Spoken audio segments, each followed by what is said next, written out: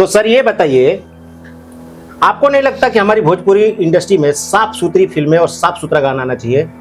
एकदम आपको ये नहीं लगता डायरेक्टर प्रोड्यूसर से मिलके ये बात करनी चाहिए कि हमको हमारी भोजपुरी इंडस्ट्री साफ सुथरी रखनी चाहिए? अभी साफ सुथरी एक चीज ये बताइए, लहंगा उठा दी रिमोट से, ये क्या टाइप का गाना है? अरे ये गाने टूट जाई राजा जी पलंग संगमान के, ये क्या गाना है? ये तो ऑडियंस मैंने तो सुना कि आपके फिल्म में भी एक कंट्रोवर्शियल सॉन्ग है, नहीं हमारे रख ली ना राजा जी करेजवा से साट के।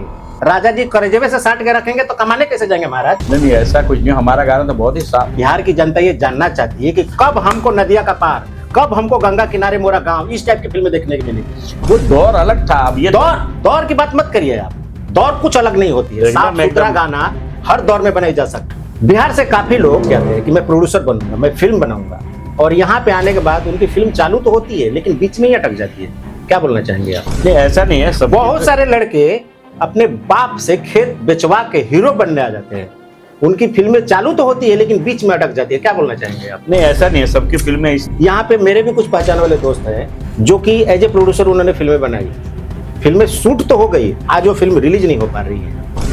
इसमें कौन लोग हैं जो ऐसा करते हैं? नहीं ऐसा कुछ नहीं, इसके बहुत सारे। एक बात बताइए, ऐसे हमारी बिहार की भोजपुरी इंडस्ट्री कैसे आगे बढ़ेगी? इंडस्ट्री बढ़ेगी, बढ़ रही है। कैसे बढ़ेगी जब इस टाइप के लोग रहेंगे कि बजट बोलेंगे कुछ और, फाइनल बजट हो जाएगा कुछ और, फिर फिल्म रिलीज ही नहीं होगी, तो इंडस्ट्री आगे कैसे बढ़ेगी? मुझे तो लगता है कि आजकल फिल्में बन बहुत रही है, रिलीज उसमें से कुछ चुनिंदा हो पा रही है। क्या है रीजन?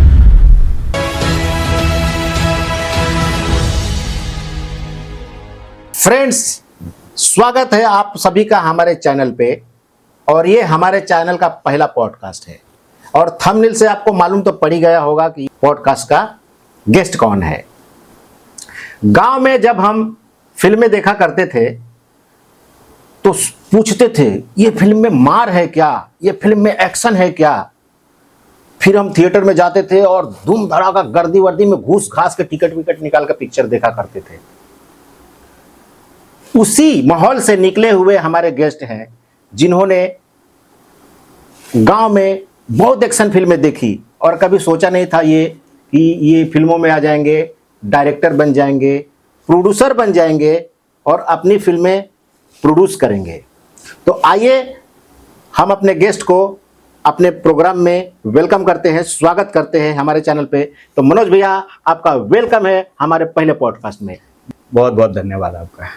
तो कैसा लग रहा है आपको पहले पॉडकास्ट में बैठ के? अच्छा लग रहा है, बहुत अच्छा लग रहा है। और सही पूछिए तो मेरा भी ये पहला पॉडकास्ट है, तो मुझे कुछ खास अनुभव नहीं है इस चीज़ का कि कैसे पॉडकास्ट में लोग क्या बताते हैं, कितना बताते हैं, नहीं बताते। तो ठीक है, चलिए, मुझे तो बहुत खुशी है अंदर से कि आज मैं।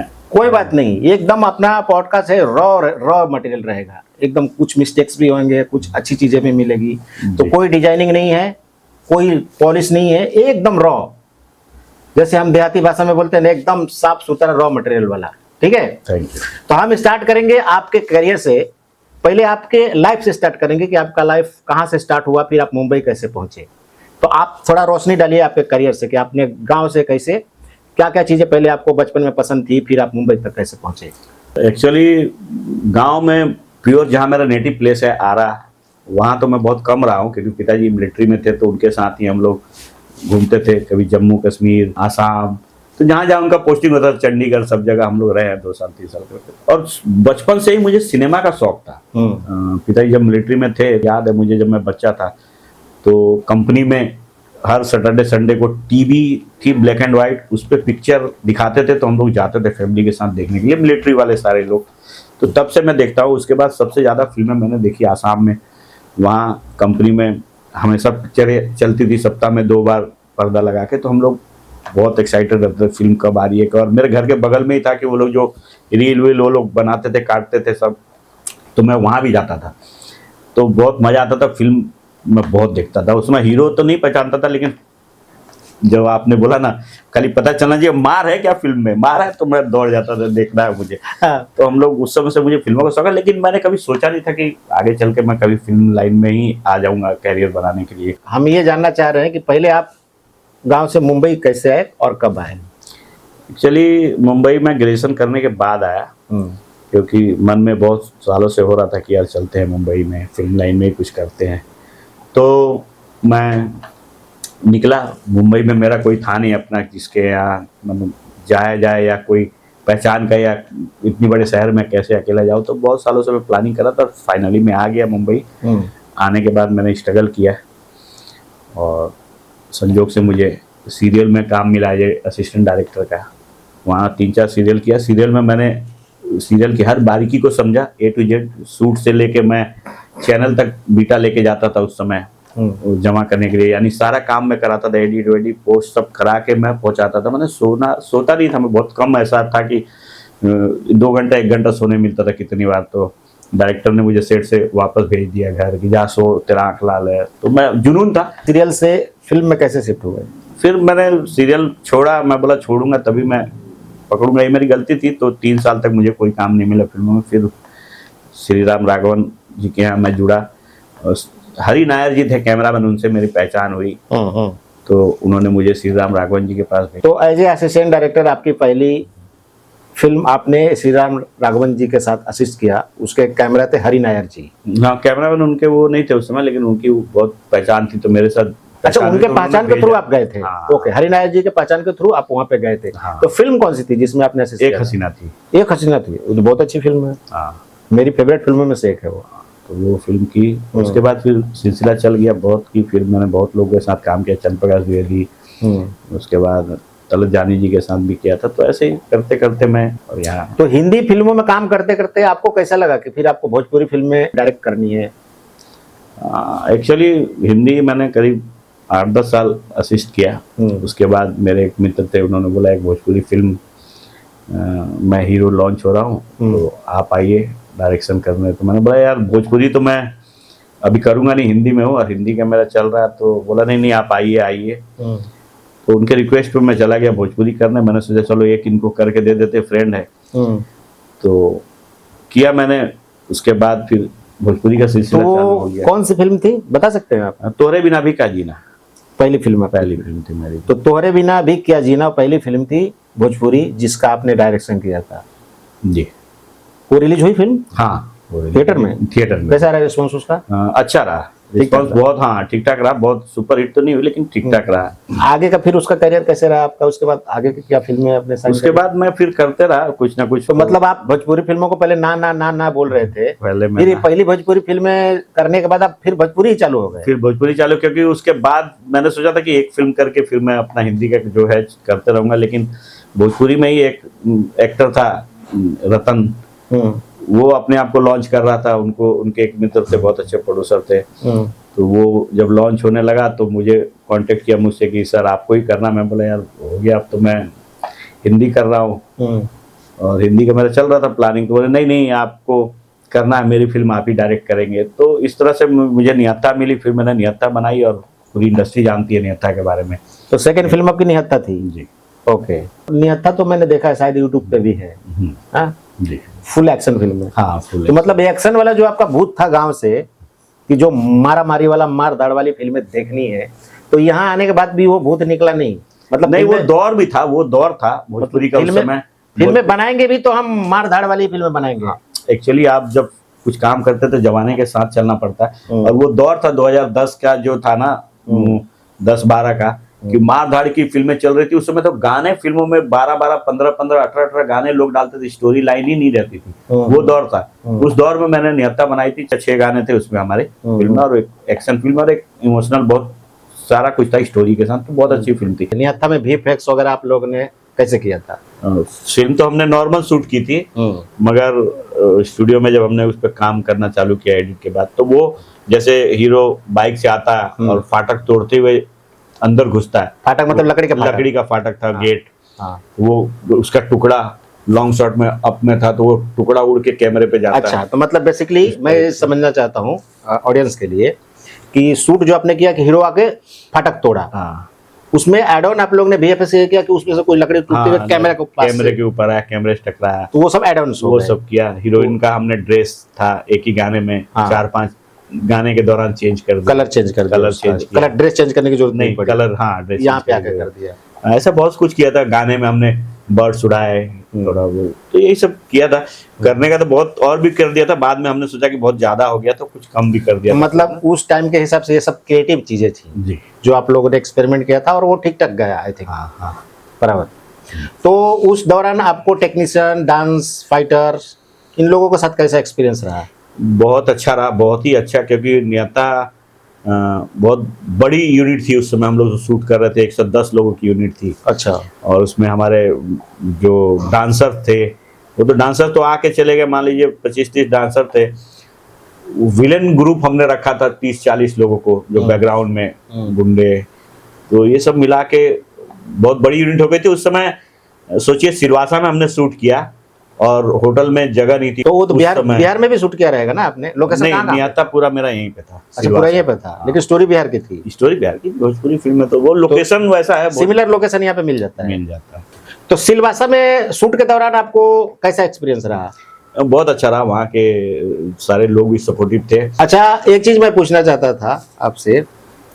तो आजकल जो गाने बन रहे हैं भोजपुरी फिल्मों के लिए, खेसारी का हो, पवन जी का हो, मनोज जी का हो या निरहुआ जी का हो, जो सबका पलंग टूट जाई, राजा, सागवान के हो। और इस टाइप के गाना, इस पे आपको क्या बोलना है?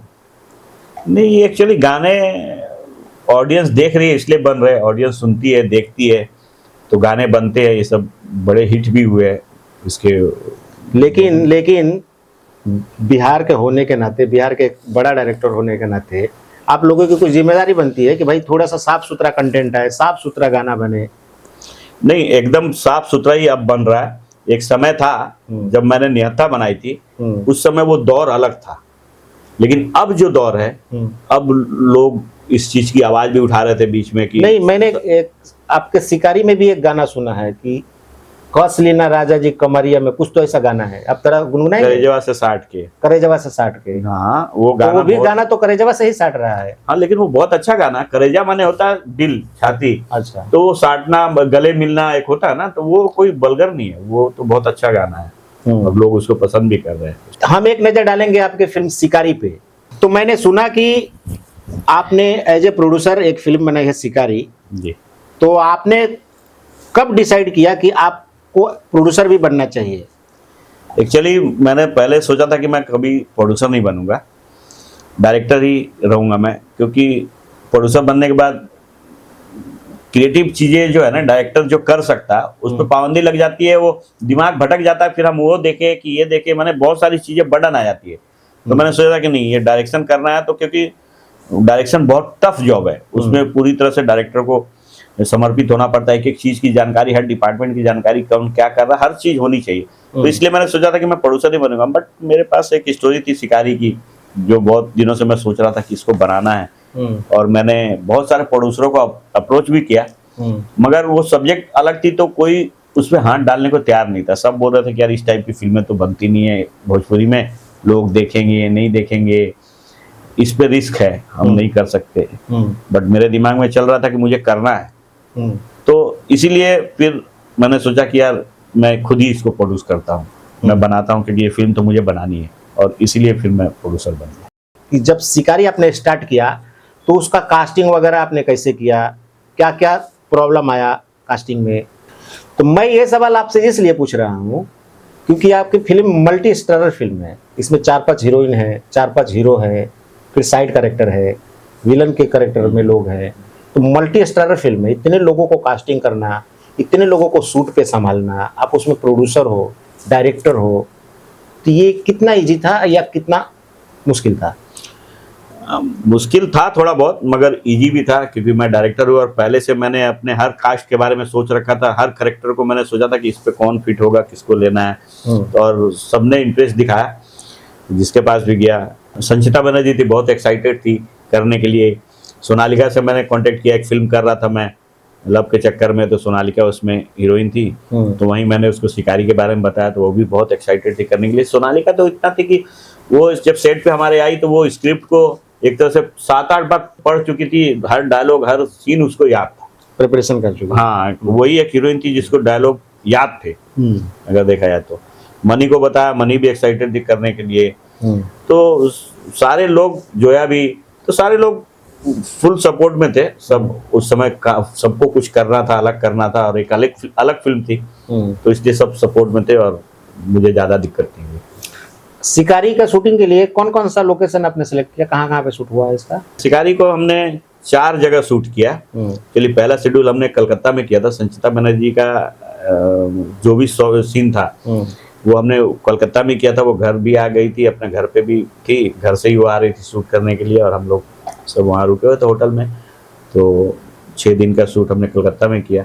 उसके बाद हमने गिरिडीह झारखंड में किया, वहाँ एक लंबा शेड्यूल किया। जंगलों में हमने बीच जंगल में जाके बहुत ही देखा जाए तो बहुत थोड़ा मतलब सिचुएशन था वहाँ। मतलब वो नक्सल वाला एरिया है क्या? नक्सल था उस समय, नक्सल भी बहुत ज्यादा उस समय बोलते हैं उठान पे थे, टॉप पे थे। वहाँ शूट करने के लिए पुलिस की गाड़ियां हमारे साथ आती थी, साथ में जाती थी शूट करके। हम लोग जब रिटर्न होते थे कितने बार तो शूट कैंसिल करना पड़ा नक्सलों के चक्कर में। पुलिस ने बोला कि अभी यहाँ पे मर्डर हुआ है, तो यहाँ पे कुछ गलत अलग एक्टिविटी होने वाली है, आप लोग अभी मत कीजिए यहाँ पे, शूट आज छोड़ दीजिए। तो वो उनके हिसाब से हमें करना पड़ता था, तो हमने किया, लेकिन मजा आया।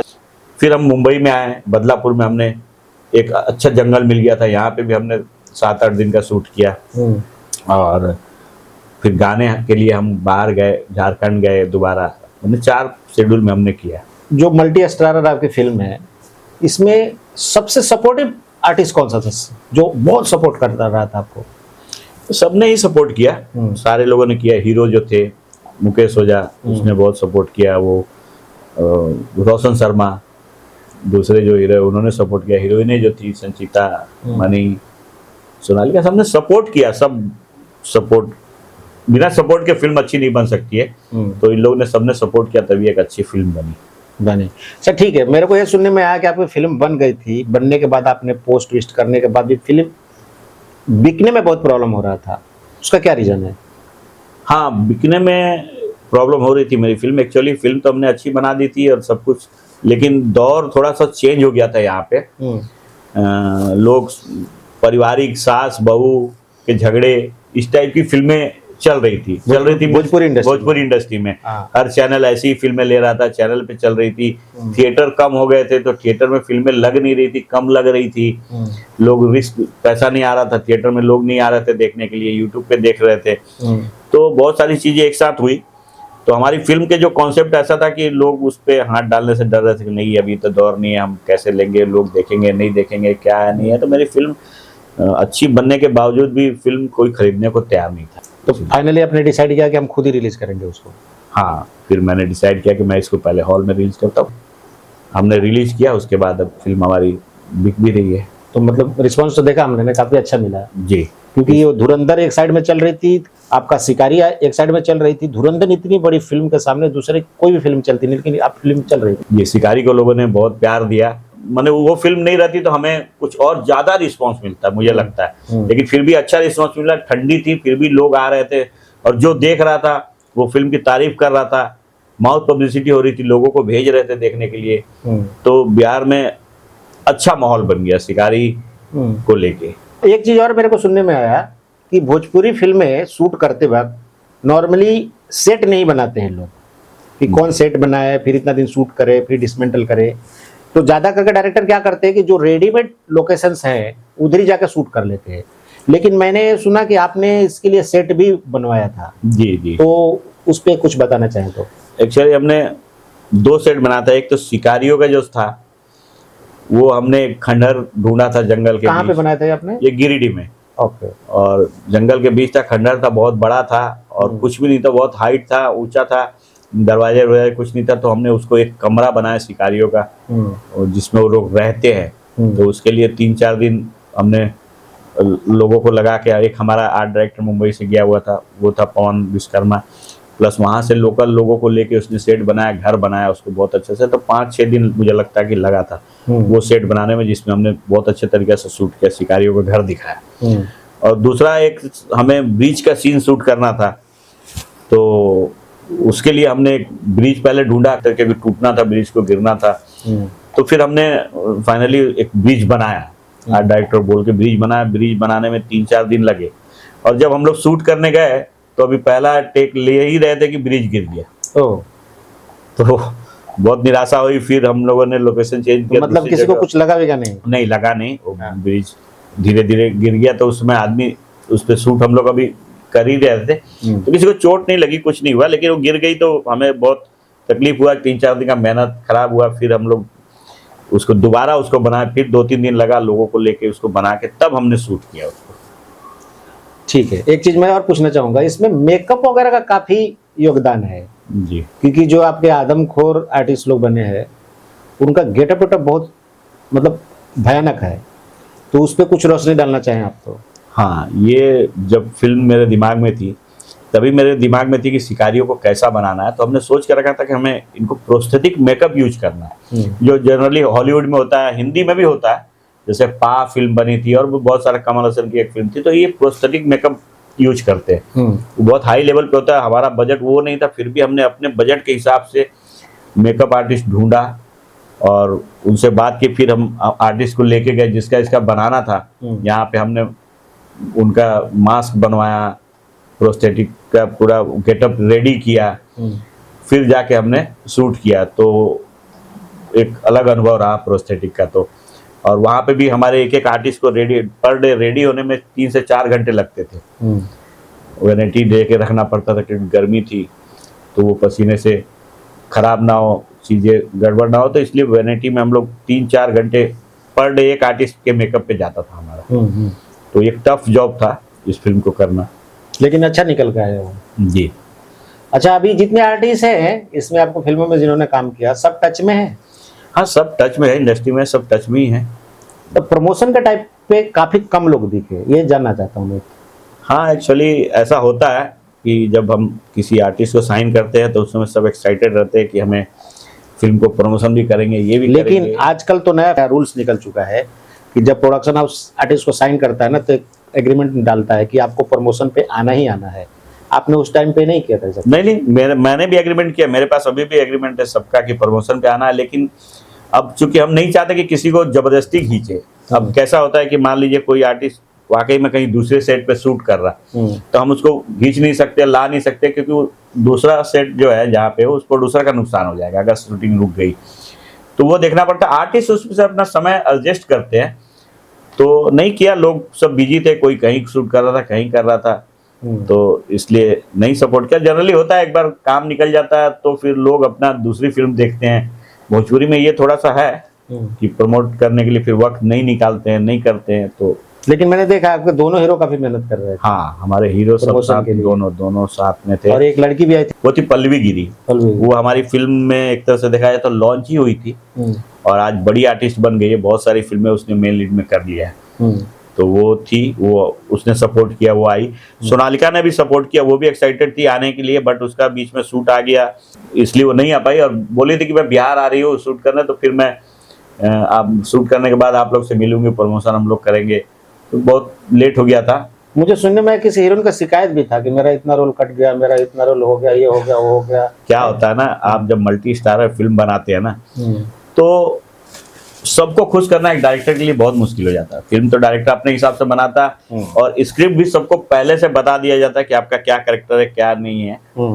तो अब क्या होता है कि खासकर हीरो में भी होता है, हीरो में कम है, हीरोइनों में ज़्यादा है कि वो देखते कि अरे ट्रेलर में मेरा कम शॉट है, कम सीन है, पोस्टर में मेरा चेहरा छोटा है तो उनका बड़ा है।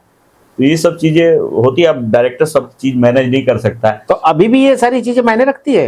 ये रखती है, आर्टिस्टों के लिए रखती है कि मेरा बड़ा है, उनका छोटा है, ऐसा मुझे जूनियर आर्टिस्ट बना दिया ट्रेलर में, तो मुझे ये लोग बोलते हैं। अब सबको कुछ नहीं, मैं एक डायरेक्टर होता हूँ, ट्रेलर फिल्म सब अपने हिसाब से बनाता, शूट तो करता है, सबको पहले से बताया रहता है कि आपका क्या कैरेक्टर है, आपको मालूम है कि आपने फिल्म में क्या शूट आपका सीन हुआ है, तो आपको पता है कि आपने किया है। लेकिन फिर भी अगर कोई ये क्वेश्चन करता है कि अरे मेरा तो ट्रेलर में छोटा हो गया, तो मेरा तो फिल्म में लग रहा है कि मैं जूनियर आर्टिस्ट हूँ, मेरा तो काम ही नहीं, तो वो बहुत बाद में खराब होता है। लेकिन ये बोलने वाली बात है, अब हम कुछ कर नहीं सकते क्योंकि हम आर्टिस्ट को जब साइन करने जाते हैं तो उनको बताते हैं कि फिल्म के लिए क्या है, फिल्म के लिए क्या बेस्ट है, उसी हिसाब से एडिट होगा। हम ट्रेलर अपने हिसाब से काटते हैं ना, हम किसी स्टार को या किसी आर्टिस्ट को सोच के दिमाग में नहीं काटते, हम फिल्म को सोच के काटते हैं। फिल्म के बेटर के लिए क्या है, क्योंकि ट्रेलर में भी एक कहानी आती है, कहानी चलती है, ऑडियंस को तभी आप कुछ बता पाते हैं ना अपनी फिल्मों के बारे में।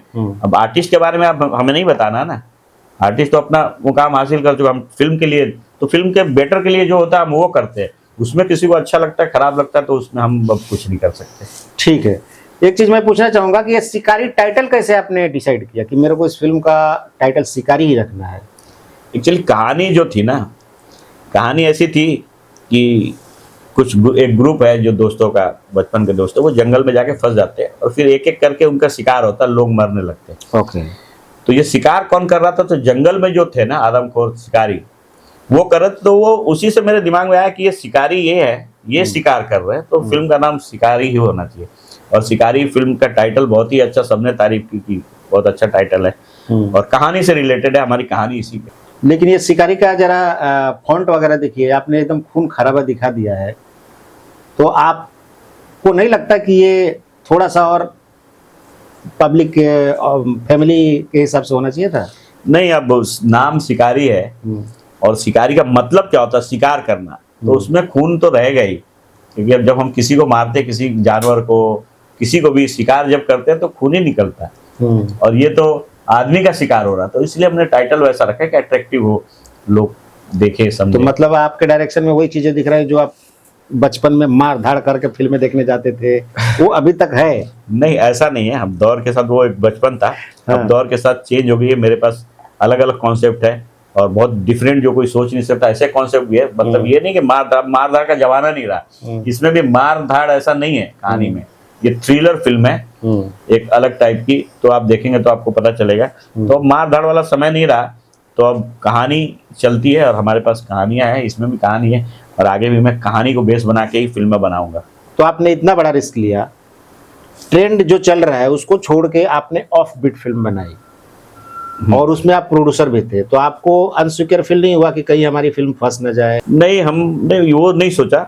एक डायरेक्टर होता है, वो जब उसके दिमाग में कोई स्टोरी आती है तो वो सिर्फ वो सोचता है कि मैं इसको कितना बेटर बना सकूं, वो रिस्क नहीं सोचता है कि आगे क्या होगा नहीं होगा। तो इसलिए मैंने वो सोचा नहीं, मैंने बोला अच्छी फिल्म बनाऊंगा, ऑडियंस को कुछ चेंज दूंगा तो ऑडियंस जरूर देखेगी, हमारी फिल्म को पसंद करेगी, ये मुझे विश्वास था, इसीलिए मैंने फिल्म बनाई। तो आगे क्या आपका? अभी आगे 2 फिल्में हैं मेरे पास। एक तो हिंदी के लिए काम चल रहा है, स्क्रिप्ट पे मैं मेहनत कर रहा हूँ, बहुत ही अच्छा डिफरेंट स्टोरी है वो भी। अभी तक हिंदी में भी इस टाइप की स्टोरी पे फिल्म नहीं बनी है। मैं अगर बोलूँ, लोग सोचते हैं कि सबको ऐसे ही लगता है, लेकिन बट जैसे शिकारी, हिंदी में भी इस टाइप की फिल्म नहीं बनी थी जो मैंने बनाई। तो ऐसे ही कहानी भी मेरे पास एक बहुत जबरदस्त है, तो हिंदी पे मैं कर रहा हूँ, उसको बनाने की कोशिश, वो बन गई तो मेरा वो ड्रीम प्रोजेक्ट है। और प्लस एक भोजपुरी फिल्म के लिए भी काम चल रहा है। बहुत बढ़िया। तो हम आशा करते हैं कि फ्यूचर में आप अच्छी अच्छी फिल्में बनाएंगे और हमारी भोजपुरी समाज, भोजपुरी ऑडियंस को अच्छी अच्छी फिल्में देंगे और ये धीरे धीरे डबल मीनिंग वाले गाने और ये सब चीज़ें नॉर्मल होंगी। नहीं, ये तो अब नॉर्मल हो गया। अब तो बस समझिए कि एल्बम वगैरह में ही है, फिल्मों में नहीं है। फिल्मों से हट चुका है, फिल्मों में अब साफ सुथरे ही गाने हैं, लोग साफ सुथरी फिल्में बना रहे हैं अब। तो दोस्तों, ये थे हमारे डायरेक्टर मनोज एस तोमर जी। तो इन्होंने अपने आप को साबित किया है डायरेक्शन में कि एक अच्छी फिल्म बना सकते हैं और भोजपुरी समाज को भी अच्छी फिल्में दे सकते हैं। ऑफ बीट फिल्में भी आज के डेट में भोजपुरी इंडस्ट्री में चल सकती है, इन्होंने ये प्रूफ करके दिखाया है। तो इससे ये साबित होता है कि हमारे अपकमिंग और भी डायरेक्टर या प्रोड्यूसर जो है हिम्मत रख सकते हैं कि थोड़ा ऑफ बीट फिल्में भी बनाएं। फैमिली वाली ड्रामा फिल्में तो ठीक है, लेकिन थोड़ी अलग ऑडियंस के लिए भी कुछ अलग अलग फिल्में बने, जिससे कि हमारे समाज को सब कुछ देखने को मिले, हमारी इंडस्ट्री ग्रो करे। अब तो आप लोगों को ये पॉडकास्ट कैसे लगा कमेंट में बताइए और इस वीडियो को शेयर कीजिए, लाइक कीजिए और चैनल को सब्सक्राइब कीजिए। हम लोग आप लोगों के लिए ऐसे ही नए नए पॉडकास्ट, नए नए सब्जेक्ट पे लाते रहेंगे। Thank you, bye bye, see you, नमस्कार।